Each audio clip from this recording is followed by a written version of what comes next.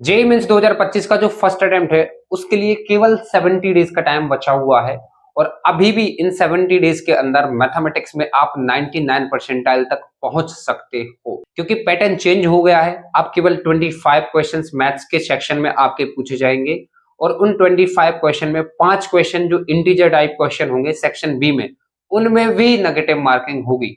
इसकी वजह से अब मैथ्स में स्कोर करना और भी ज्यादा टफ हो गया है। इस कारण यदि आप केवल 50 नंबर मतलब 50% मार्क्स, मतलब आपको 100 में से 50 नंबर यदि आप स्कोर कर लेते हो, आपका 99 परसेंटाइल मैथ्स में कंफर्म्ड बन जाएगा। केवल 30 मार्क्स आउट ऑफ 100, केवल 30 मार्क्स की मैं बात कर रहा हूं, मतलब केवल 30% मार्क्स आप 98 परसेंटाइल प्लस बना लोगे। यदि आपके 30 मार्क्स आ जाते हैं तो 98 प्लस ही रहेगा, आप देख लेना 30 मार्क्स पर। तो मतलब ये है कि अभी इन 70 डेज में आप डेफिनेटली 98-99 परसेंटाइल तक मैथ्स में पहुंच सकते हो। इस वीडियो में मैं आपको एक ऐसी स्ट्रेटेजी बताने वाला हूं जो बिल्कुल प्रैक्टिकल है और आप बिल्कुल इन 70 डेज में फॉलो कर सकते हैं, और फॉलो कर लोगे तो आप 98-99 परसेंटाइल तक पहुंच जाओगे। एक और चीज है, यदि आप एक ऐसे बच्चे हो जिसकी प्रिपरेशन अभी 0 है या फिर 10% 15% जो है सिलेबस आपका कंप्लीट हुआ है, आपको हार नहीं माननी है, आपको रुकना नहीं है, क्योंकि पैटर्न चेंज होने की वजह से मार्क्स वर्सेस परसेंटाइल अब काफी कम हो जाएगा। काफी कम मार्क्स पे आपका अच्छा परसेंटाइल बनेगा, specially in the first attempt. तो मैं आपको बता दूं कि यदि आप 150 मार्क्स स्कोर कर लेते हो तो आपका 97 परसेंटाइल प्लस ही रहेगा, इससे नीचे तो नहीं आने वाला है। 97, इवन 97.5 और 98 भी बन सकता है आपका 150 मार्क्स पर। 97 तो कंफर्म ही समझो। और 150 मार्क्स आप कैसे ला सकते हो? 60 plus 60 plus 30, 60 marks in physics, 60 marks in chemistry और 30 मार्क्स इन मैथमेटिक्स। और ये आप अभी बिल्कुल कर सकते हो। फिजिक्स आपकी फॉर्मूला बेस्ड आएगी, केमिस्ट्री आपके एनसीईआरटी से आएगी और मैथ्स में आपको केवल 30% मार्क्स स्कोर करने हैं, जो कि स्ट्रैटेजी मैं अभी बताने वाला हूं। तो आप कर सकते हो। यदि आप हार मान जाओगे तो कहीं नहीं पहुंचोगे, लेकिन यदि आप लगे रहोगे तो आप इस परसेंटाइल तक पहुंच सकते हो, जिससे आपका कॉन्फिडेंस काफी बढ़ जाएगा और आप सेकंड अटेम्प्ट की प्रिपरेशन करोगे तो आप और भी बढ़ा लोगे।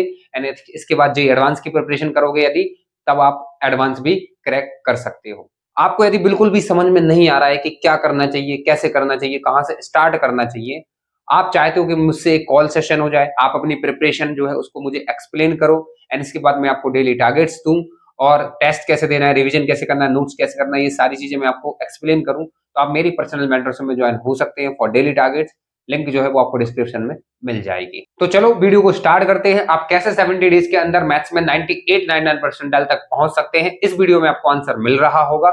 बस आपको वीडियो को स्टार्टिंग से लास्ट तक देखना है। देखो, सबसे पहले तो मैथमेटिक्स जो होते हैं उसके 4 सेक्शन होते हैं आपके, trigonometry, algebra, calculus and coordinate geometry. तो ट्रिग्नोमेट्री तो बस आपको फंडामेंटली आना चाहिए, क्योंकि वो तो पूरी मैथ्स में यूज ही होती है, ठीक है ना। स्पेशली जो ट्रिग्नोमेट्री के जो आइडेंटिटीज एंड जो फॉर्मूले होते हैं, तो यदि आप ट्रिग्नोमेट्री का केवल वन शॉट भी देख लोगे, आप आइडेंटिटीज एंड फॉर्मूला बस याद कर लो, उतना आपके लिए सफिशिएंट है। तो ये जो सेक्शन है ये तो यदि हटाई दो तो ही आपका बढ़िया है। तो बचे हुए ये जो 3 सेक्शन है, इन 3 सेक्शन में आपको सबसे पहले जो स्टार्ट करना है अपनी प्रिपरेशन मैथ्स में, वो करनी है कोऑर्डिनेट ज्योमेट्री से। सबसे पहले कोऑर्डिनेट ज्योमेट्री में आप पढ़ोगे स्ट्रेट लाइन, और स्ट्रेट लाइन इस सेंस में मत पढ़ो कि ये इंपॉर्टेंट चैप्टर है या फिर यहां से नंबर ऑफ क्वेश्चंस ज्यादा आते हैं, नहीं। स्ट्रेट लाइन जो है वो एक फंडामेंटल चैप्टर है, मतलब आप ये समझो कि आगे के चैप्टर्स करने के लिए स्ट्रेट लाइन आपको करना ही पड़ेगा। तो आप उसी माइंडसेट के साथ पढ़ाई करें कि स्ट्रेट लाइन एक फंडामेंटल चैप्टर है और मैं इसको अच्छे से करूंगा जिससे आगे मुझे कोई दिक्कत ना आए। तो बस आप स्ट्रेट लाइन में एक वन शॉट भी देख लेते हो तो वो आपका सफिशिएंट रहेगा। इसके बाद जो इंपॉर्टेंट चैप्टर स्टार्ट होता है वो है आपका कॉनिक सेक्शन और वेक्टर्स एंड 3D। मैं आपको बता रहा हूं कि ये जो algebra, calculus and coordinate geometry है उसमें से इजीएस्ट पार्ट कोऑर्डिनेट ज्योमेट्री ही होता है। देखो, डेफिनेटली यहाँ पे जो क्वेश्चंस बनते हैं वो लंबे होते हैं, लेकिन आप जैसे ही क्वेश्चन पढ़ोगे आपको समझ में आएगा कि यहाँ पे अप्रोच क्या है। हो सकता है कि इनमें आपको अप्रोच ही समझ में ना आए, यहाँ पे आपको अप्रोच समझ में आ रहा होगा। आप खुद ये एनालाइज कर लेना, जब आप कोऑर्डिनेट ज्योमेट्री का क्वेश्चन उठाओगे आपको समझ में आएगा कि अच्छा इसमें ये करेंगे तो आंसर आ जाएगा। हाँ, लेकिन जब करने जाओगे तो वो चीज टफ है, क्योंकि वो क्वेश्चन लेंदी बस होते हैं। वेक्टर्स इन 3D में आपको क्वेश्चन लेंदी मिलेंगे, बट अप्रोच आपको समझ में आ जाएगा। लेकिन जिस बच्चे के पास पेशेंस है और जिसने क्वेश्चंस जब प्रैक्टिस किए थे और उसने एंड तक उस क्वेश्चन को सॉल्व किया था, वो पेपर में भी क्वेश्चन बना के आ जाएगा। और याद रखना 5 क्वेश्चन आने वाले हैं आउट ऑफ 25 क्वेश्चंस पूछे जाएंगे, उसके अकॉर्डिंग मैं बता रहा हूं। तो 5 क्वेश्चन यहाँ से आपके आ रहे होंगे। और अच्छी बात यह है कि जो कॉनिक सेक्शन होता है, यदि आप इसमें पैराबोला को अच्छे से समझते हो तो आपको एलिप्स में काफी ज्यादा हेल्प मिल जाएगी। और जो हाइपरबोला होता है ये एलिप्स का पूरा कॉपी होता है। और दूसरी चीज, जो वेक्टर्स एंड 3D है, इसमें जो वेक्टर्स है ये ऑलरेडी आप थोड़ा थोड़ा फिजिक्स में पढ़ लेते हो, और जब आप 3 डायमेंशनल ज्योमेट्री करने जाओगे तो यहाँ पे जो आपका जो प्लेन है ये डिलीट हो चुका है, मतलब 50% पोर्शन जो है वो 3 डायमेंशनल ज्योमेट्री का डिलीट हो चुका है।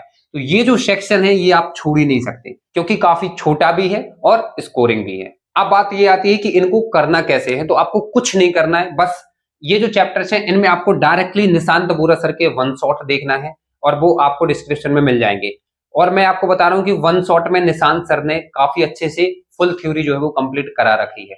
तो आपको सबसे पहले तो निशांत बोरा सर का एक वन शॉट देख लेना है बढ़िया तरीके से। फिर इसके बाद आपको सॉल्विंग सेशन देखना है। यदि आप चाहते हो कि आप पीवाईक्यूज का ही सॉल्विंग सेशन देखना चाहो तो आप सॉल्विंग सेशन देख सकते हैं, उसकी भी लिंक मैंने डिस्क्रिप्शन में दे दी है। फिर यदि आपको शॉर्ट नोट्स बनाना है तो आप बना सकते हो, अदरवाइज आप मैथ्स के शॉर्ट नोट्स डाउनलोड करना चाहते हो तो उसकी भी जो लिंक है वो आपको डिस्क्रिप्शन में मिल जाएगी। ठीक है, तो सॉल्विंग सेशन देखने के बाद आपको 21, 22 और 23 के पिछले 3 साल के पीवाईक्यूज को सॉल्व करना है। एक और चीज यहाँ पे याद रखना, 19 और 20 के मैथ्स के क्वेश्चन आपको सॉल्व करने की जरूरत नहीं है। 19 और 20 के आप केवल फिजिक्स और केमिस्ट्री के करना। तो इसके बाद फिर आपको जो 2024 के जो पेपर बचेंगे उनको आप टेस्ट की तरह दे देना। यदि आप चाहते हो कि आप केवल मैथ्स के टेस्ट दो तो आप 1 घंटे में मैथ्स का भी टेस्ट दे सकते हो, और 2024 के जो पेपर्स हैं उनको आप टेस्ट की तरह दे सकते हो। यदि आपके पास मैथ्स के पीवाईक्यूज की बुक नहीं है तो आप एग्जाम गोल ऐप जो है उसको आप डाउनलोड कर लो। यहां से आप चैप्टर वाइज भी पीवाईक्यू सॉल्व कर सकते हो और पेपर वाइज भी आप पीवाईक्यू सॉल्व कर सकते हो। साथ ही जो 2024 के जो पेपर्स हैं उनको आप टेस्ट की तरह भी दे सकते हो। इसकी लिंक जो है वो भी डिस्क्रिप्शन में मैं दे दूंगा। अब इससे पहले मैं अगले इंपॉर्टेंट चैप्टर्स की मैं बात करूं, आपको एक चीज ये माइंड में अपनी फिट कर लेनी है कि केवल इंपॉर्टेंट चैप्टर से आपका कुछ भी नहीं होने वाला है। क्योंकि आप एक चीज ये समझो कि वहां पे तो 3 सेक्शन होंगे आपके मैथ्स के अंदर, लाइक इजी सेक्शन भी होगा, मॉडरेट भी होगा और टफ भी होगा। आप केवल इंपॉर्टेंट चैप्टर से यदि करके जाओगे तो हो सकता है जो टफ क्वेश्चन है वो इंपॉर्टेंट चैप्टर से ही आ जाए, और जो इजी क्वेश्चन है जो आप छोड़ के गए थे वहां से आ जाए। इसलिए आपको मैक्सिमम पोर्शन जो है वो कवर करने की कोशिश करना है। इसलिए मैं आपको क्या स्ट्रेटेजी बता रहा हूँ वो ये है कि ये जो अलजेब्रा के ये जो 6 चैप्टर्स आपको दिख रहे हैं, आप केवल इनमें वन शॉट देख लो। मैं कह रहा हूं कोई लॉन्ग लेक्चर देखने की जरूरत नहीं है। जो क्वाड्रेटिक इक्वेशन है, सीक्वेंस एंड सीरीज है, बाइनोमियल थ्योरम है, पीएनसी है, प्रोबेबिलिटी है, और जो मैट्रिसेस एंड डिटरमिनेंट है, यदि आपको इसको केवल लॉन्ग लेक्चर से करना है और सीक्वेंस एंड सीरीज को लॉन्ग लेक्चर से करना है तो आप कर लो, बाकी सब में वन शॉट देख लो। मैं ये कह रहा हूं कि यहां से 7 से 8 क्वेश्चन आते हैं, आप वन शॉट देख लेते हो, सॉल्विंग सेशन देख लेते हो, आप पीवाईक्यूज कर लेते हो, आप टेस्ट भी दे लेते हो, आप यहां से मैं कह रहा हूं 4 क्वेश्चन आराम से बना लोगे, और इतना ही चाहिए है, इतना ही चाहिए है आपको। तो इससे क्या होगा कि मैक्सिमम थ्योरी भी आपकी कवर्ड हो जाएगी, मतलब मैक्सिमम चैप्टर्स भी कवर हो जाएंगे और अच्छे से हो जाएंगे। और आप 7 से 8 में से केवल 4 क्वेश्चन यहाँ से बना लेते हो, और वो जो 5 क्वेश्चन वहां से थे, और अभी मैं अगले चैप्टर्स और बताने वाला हूँ, आपका टोटल अच्छा बन जाएगा और आप 50 मार्क्स तक भी पहुंच सकते हो फर्स्ट अटेम्प्ट में। तो इनमें आपको वन शॉट जरूर देखना है और इनको आपको जरूर पूरा कंप्लीट करना है। अलजेब्रा के ये चैप्टर्स और सारे इंडिपेंडेंट है, और अच्छी बात ये है binomial theorem, PNC and probability काफी ज्यादा कनेक्टेड है। क्वाड्रेटिक इक्वेशन एक छोटा चैप्टर जाएगा, बस आपको टाइम लगेगा सीक्वेंस एंड सीरीज और मैट्रिसेस एंड डिटरमिनेंट में, लेकिन अच्छी बात यह है कि दोनों स्कोरेंगे, तो स्कोरेंगे, टाइम ले रहे हैं, अच्छी बात है। इसके बाद यदि मैं कैलकुलस की मैं बात करूं तो देखो, सबसे पहले मैं इंटीग्रेशन की मैं बात कर रहा हूं। यदि आपने अभी तक इंटीग्रेशन नहीं पढ़ा है तो इंटीग्रेशन आप बाद में ही करना, जब मैंने ऑलरेडी जो इंपोर्टेंट चैप्टर्स बताए थे वो आपके कंप्लीट हो जाते हैं, क्योंकि इंटीग्रेशन थोड़ा सा टफ जाता है। उसके पहले आपको ऐसे चैप्टर्स करने हैं जहां से आप स्कोर कर लो। लेकिन यदि आपने इंडेफिनिट पढ़ लिया है तो आप इंडेफिनिट पढ़ने के बाद डायरेक्टली डिफरेंशियल इक्वेशन कर लो, क्योंकि डिफरेंशियल इक्वेशन काफी छोटा है, इजी भी है, और मैं आपको बता रहा हूँ स्कोरिंग चैप्टर भी है। यहाँ से बहुत सारे शिफ्ट में 2 क्वेश्चन तो पूछे गए हैं, 2 क्वेश्चन तक पूछे गए हैं, और 1 क्वेश्चन तो कंफर्म आने ही वाला है। और ये डिफरेंशियल इक्वेशन मैं आपको बता रहा हूँ, यहाँ पे 4 से 5 टाइप के ही क्वेश्चन बनते हैं, आप पीवाईक्यूज उठा के देख लेना। तो डिफरेंशियल इक्वेशन आप कर सकते हो, लेकिन इसके लिए इंडेफिनिट की जरूरत पड़ेगी, तो आप इंडेफिनिट में केवल वन शॉट देख लेना।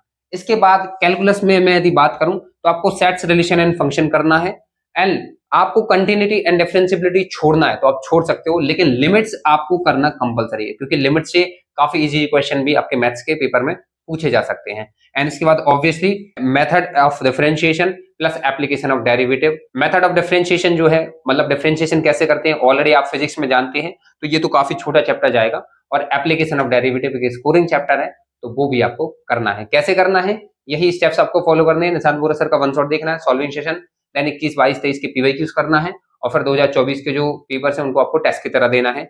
नोट्स यदि आप चाहते हो तो स्क्रीनशॉट लेते चलना, अदरवाइज डिस्क्रिप्शन में दिए गए हैं, आप उनको डाउनलोड कर सकते हैं। प्रैक्टिस के लिए आप पीवाईक्यूज जो ऐप है एग्जाम गोल उसका यूज कर सकते हैं, उसकी भी लिंक आपको डिस्क्रिप्शन में मिल जाएगी। और यदि आप मेंटरशिप में ज्वाइन होना चाहते हैं तो वो भी लिंक आपको डिस्क्रिप्शन में मिल जाएगी। वीडियो यदि आपको हेल्प लगे तो चैनल को सब्सक्राइब जरूर कर लेना। Thank you for watching.